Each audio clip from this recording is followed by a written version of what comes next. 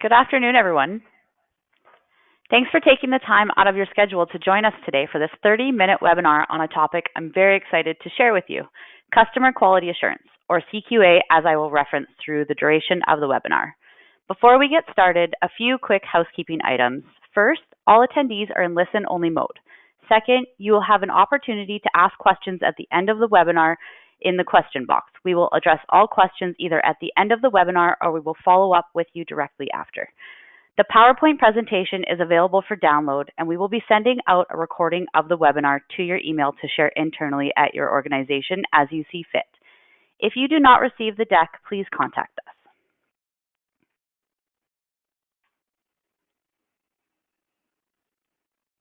My name is Danny Kuntz. I'm a Senior Account Manager here at SQM Group on the Client Advocacy team. I've been working with SQM for over 2.5 years, supporting a large portfolio of clients in improving their customer and employee experience. I'm also a key contact for all our clients who have implemented customer quality assurance, and I've really seen firsthand the positive impact this best practice has had on contact centers in various industries. Customer Quality Assurance, or CQA, is one of the best practices for driving customer experience improvements. Typically, organizations intend on leveraging their quality assurance program to drive customer experience and first contact resolution gains. However, very few organizations can draw a distinct correlation between quality assurance and customer experience improvements. Today in this webinar, we will discuss the metrics that matter most to your customers, how CQA differs from a traditional QA program, the benefits of implementing CQA, and how your quality program can drive improvements to your customer experience, all while saving time and money. For those of you joining today who are unfamiliar with SQM, our primary purpose is to help organizations improve their customer and employee experience performance. We do this through our 3 core product and service offerings.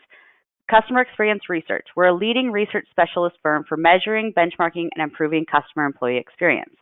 Our customer experience consulting approach is built on a foundation of tried and tested best practices backed by voice of the customer and voice of employee research and years of experience. Finally, our Customer Experience Awarding is the most sought-after industry award in North America. Our team at SQM is very passionate about recognizing our clients for their customer and employee experience performance on an annual basis. As we start discussing our CQA best practices and the improvements you can expect, we know these practices work as we benchmark over 500 leading contact centers annually. We collect over 1.5 million surveys on an annual basis, and we're proud of the fact that we do business globally. So now we're going to get into customer quality assurance. I want to take a few minutes to discuss the metrics that your customers care about most and how it relates to CQA. When contacting an organization or contact center, 55% of customers indicate their top priority when calling or contacting you is getting their issue resolved.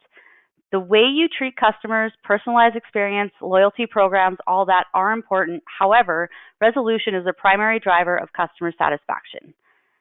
In our research shows that 93% of customers using call center expect their inquiry to be resolved on that first call. SQM has identified the top 10 customer experience metrics that your customers care about. Please note, contact resolution is the #1 metric to focus on to drive customer experience improvements. This is why CQA is such a huge component of top performing organizations we work with when driving improvements, is by allowing the customer to evaluate whether their call was resolved and integrate the voice of the customer, resolution, and satisfaction into your quality assurance program.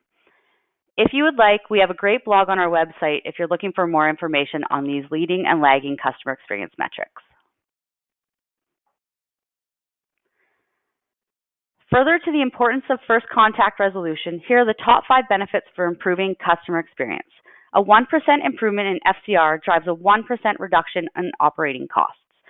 1% improvement in FCR also drives a correlating 1% improvement in customer satisfaction. Some other benefits are increased employee satisfaction, increased selling opportunities in the contact center, and an improvement in customer loyalty.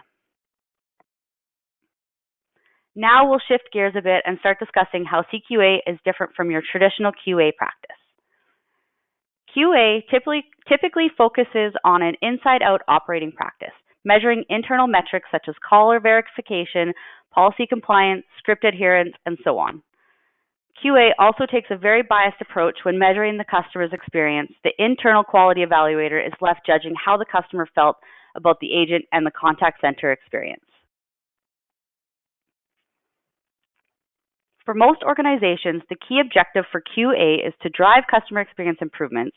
However, very few organizations can tie those improvements to their quality process. Only 19% of agents feel that their quality assurance program has a positive impact on their FCR ratings. Definitely some room for improvement from an agent buy-in and customer experience perspective. Now I'd like to take a minute to invite you to participate in a quick poll.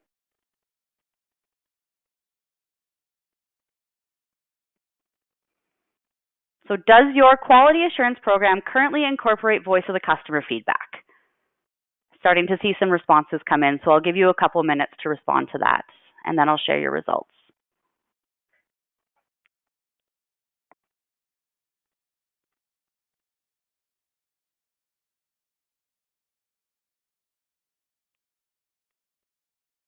I'll give you guys another 30 seconds or so to complete that. I'm still seeing some polling coming in.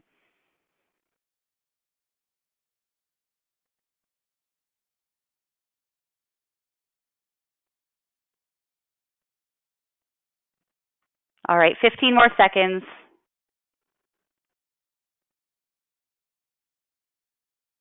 I'm very much looking forward to sharing these results with you all. All right, I'm going to close the polling now.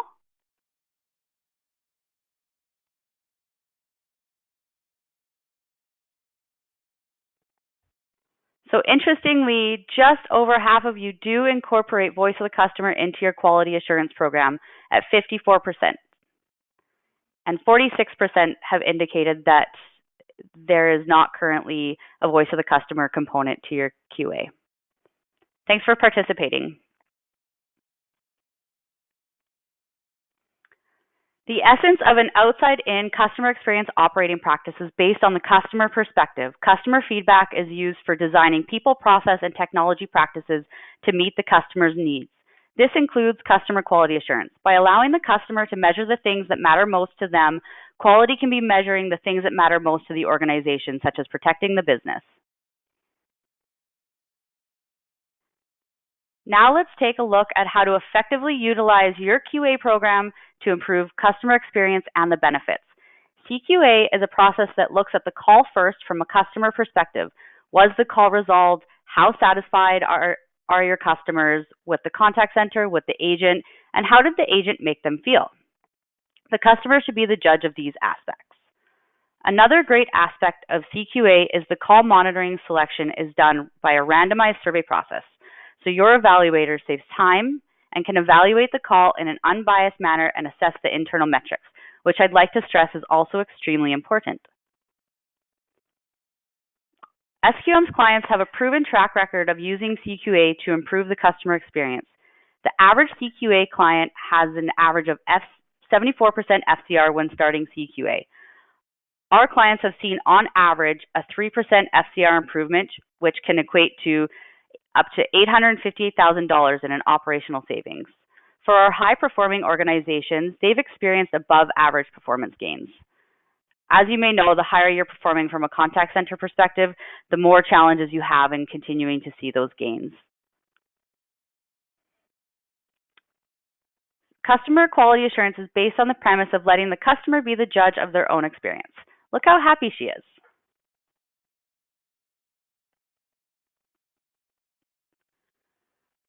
So let's take a look at customer quality assurance in a little bit more detail. The external evaluation, it determines whether the customer's needs have been met. We use a post-call survey to gather customer feedback collected by an independent third-party vendor such as SQM Group or by conducting in-house surveys. The survey focuses on call quality metrics that the customer can be the judge of, call resolution, satisfaction. The internal evaluation allows the customer to focus on the metrics that the customer cannot judge, such as accuracy of information and call handling practice, such as use of the knowledge management tool, call wrap-up, average handle time, and so on. Some of the benefits you can expect to see from implementing customer quality assurance include FCR gains, operational cost savings. The program will pay for itself in a very short time if you see those gains in your first contact resolution. You're also saving time from an operational perspective in the aspect that your quality assurance evaluators are no longer looking for calls to evaluate, and they're only evaluating the internal aspects of the evaluation. A few other benefits include removing the subjectivity of quality assurance. It supports agent buy-in to the program, and it supports voice of the customer efforts. It sends a very clear message to agents and supervisors that the customer experience is really what matters in the customer quality assurance program. I'd like to highlight a few of the best practices on the customer quality assurance process. 100% of calls should be recorded, and evaluated calls should be based on customers surveyed. Call compliance metrics are binary, so a yes, no, or not applicable answer. And we would recommend a minimum of 5 calls a month, preferably 10 evaluated for each individual agent. For the same call, CQA program evaluates a customer's call using both customer survey and call compliance metrics to assess call quality. I'm going to take a quick moment to explain this flow chart for you. So this is kind of how the point allocation works with regards to a customer quality assurance form for one individual call. You'll see at the top here, the customer quality assurance is allocated 100 points to the form in total, a weighted 100 points. Of those 100 points, 60 points are weighted towards that customer survey metric based on call resolution and satisfaction. 40 points are weighted towards call compliance metrics, such as key information being provided, the customer information was verified, all those other aspects that you would see in a call compliance metric form. Of those 40 points, 30 points are weighted, although it's that internal metric, 30 points are still weighted towards that customer focus. So keep that in mind, and 10 points being focused on the organization focus, such as compliance, protection of the business. So at the bottom here, you'll notice that 90 points of this entire form are really focused on the customer, and 10 points on the organization, which is really going to help drive customer experience improvements. Here's a quick example of the form. You'll notice that the top of the form shows the points achieved from the customer survey. So call resolution, yes or no, and then we have agent satisfaction. So you'll notice here that we've reported out top box response. These metrics are customizable to gain program buy-in. Partial points can be awarded for top 2 box response, or if it's an unresolved call. However, if the customer is the reason for the unresolved call, you can award partial points, and it's very customizable to the individual organization needs. The call compliance section is focused here on the bottom. And as I mentioned before, you've got those binary responses. Another great aspect of this call compliance section is 2 things. One, you can have different metrics weighted differently based on the importance of the metric. Some metrics may be more critical than others. Another great feature that we support in this call compliance section of the form is what we call a critical error. And if an agent puts the business at risk and does not follow rules that can put the business in a position that they're at risk, then we adjust that so that whole entire survey is out of 60. Even though the customer may have felt they did a great job, they may have done something internally that could have an adverse impact. In the essence of time, I won't go into too much details on the reporting and coaching. However, we've included some best practices on time commitments and frequencies of coaching to ensure your team is focused on improving customer experience through the customer quality assurance program. So on a daily basis, you'll want to look at things like exceptional call evaluations, so evaluations that extremely well, the critical error that I mentioned, evaluations that didn't go so well, and you want to be coaching to those in a timely manner we've put some recommendations here on the amount of time to commit to coaching. On a weekly basis, you'll want to look at how an agent's trending from a call quality perspective and look at those scores. What's going well? Where do you need to improve? And is there any trends on specific metrics that an agent may particularly be having trouble on achieving? And then lastly, that monthly coaching. So what are we looking at on a monthly basis and what is the time allocation?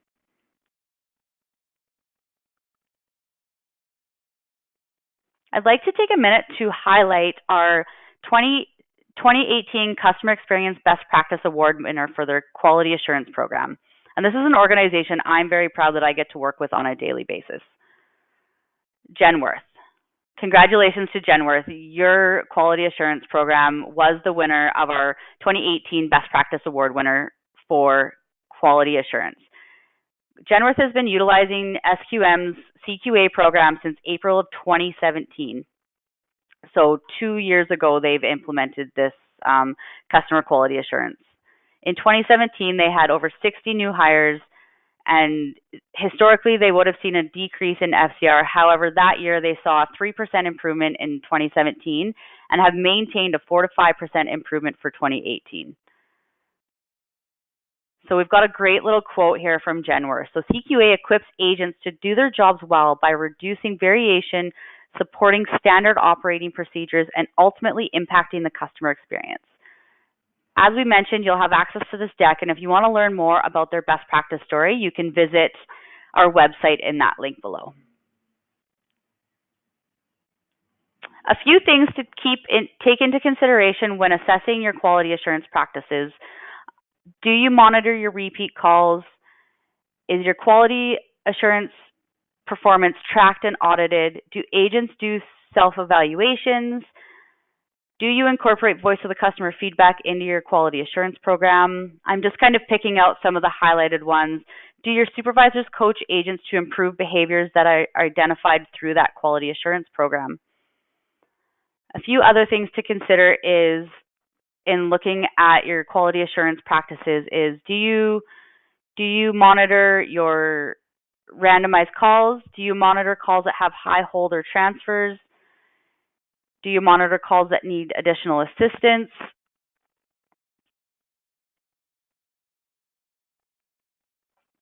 So prior to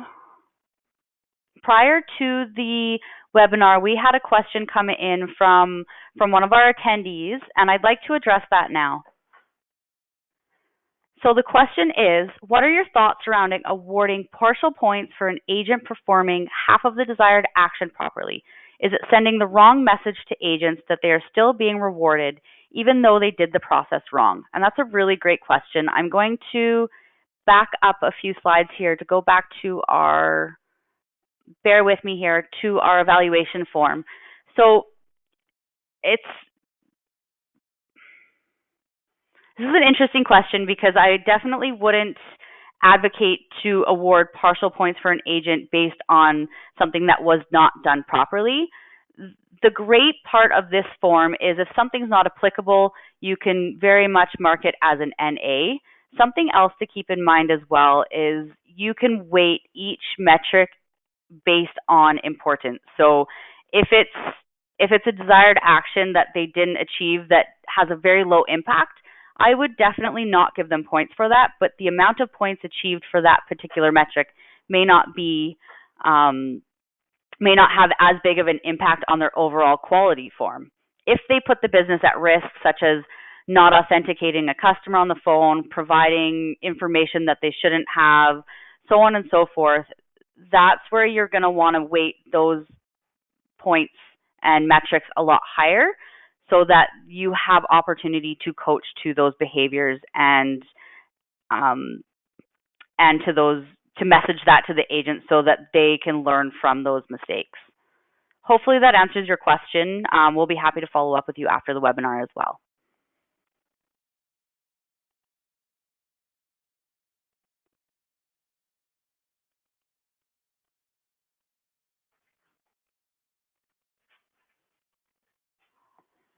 So I'm now going to open up the floor to anyone who may have any questions about the presentation so far. If you have any questions, please feel free to put them in the GoToWebinar on your screen. I'll give you a couple of moments.